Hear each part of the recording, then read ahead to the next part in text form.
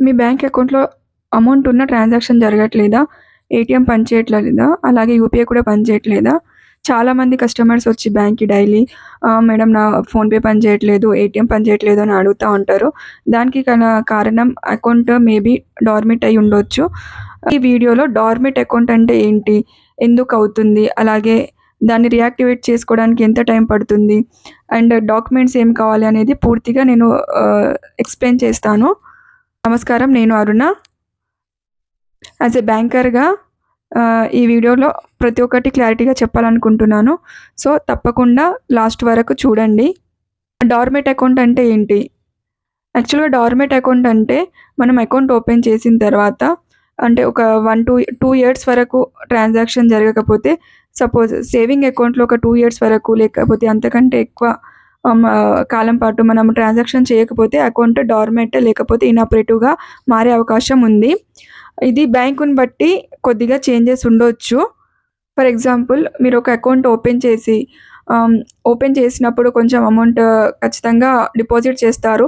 ఆ తర్వాత 2 ఇయర్స్ వరకు ఎలాంటి కస్టమర్ ఇనిషియేటెడ్ ట్రాన్సాక్షన్ జరగకపోతే లైక్ విత్‌డ్రా, డిపాజిట్ అలాంటివి జరగకపోతే అకౌంట్ డార్మిట్ అయ్యే అవకాశం ఉంటుంది. కొంతమంది వచ్చేసి అకౌంట్ ఓపెన్ చేసినప్పుడు మేము ఇంత డిపాజిట్ చేసాం లైక్ 10,000 డిపాజిట్ చేసాము. దానికి ఇంట్రెస్ట్ ఎవ్రీ మంత్ వస్తుంది. సేవింగ్ అకౌంట్ ఇంట్రెస్ట్ ఉంటుంది కదా! అది వస్తుంది. బట్ అయినా కానీ ఎలా డార్మిట్ అయ్యే అవకాశం ఉంది అని అడుగుతారు. అది ఇంట్రెస్ట్ రావడం అనేది కస్టమర్ ఇనిషియేటెడ్ ట్రాన్సాక్షన్ కాదు. మీరు అప్పుడప్పుడు ఒక ₹100 విత్‌డ్రా చేయడము, లేకపోతే ₹100 డిపాజిట్ చేయడం అనేది జరిగితేనే అది కస్టమర్ రిలేటెడ్ ట్రాన్సాక్షన్ అవుతుంది. డార్మిట్ అకౌంట్ అవ్వడం వల్ల కస్టమర్స్ పడే ప్రాబ్లమ్స్ ఏంటంటే ఏటీఎం ద్వారా అమౌంట్ తీసుకోవడము అనేది జరగదు. ట్రాన్సాక్షన్ అవ్వదు.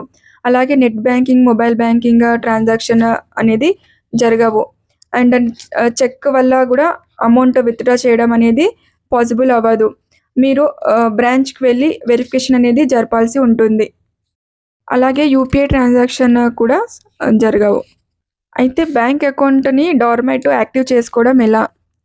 మీరు ఫస్ట్ ఆఫ్ ఆల్ బ్రాంచ్‌కి విజిట్ చేయాలి. అలాగే బ్రాంచ్‌లో సర్వీస్ రిక్వెస్ట్ ఫార్మ్ లేకపోతే అక్కడ రిక్వైర్డ్ ఫార్మ్ అనేది ఉంటుంది. అది ఫిల్ చేసి ఇవ్వాలి విత్ సైన్ లేకపోతే నో యూజ్.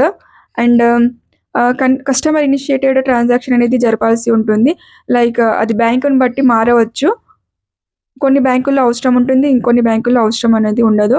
ఇంకొకటి కేవైసీ డాక్యుమెంట్స్ అనేది చాలా ఇంపార్టెంట్. కేవైసీ డాక్యుమెంట్స్ సబ్మిట్ చేయాలి.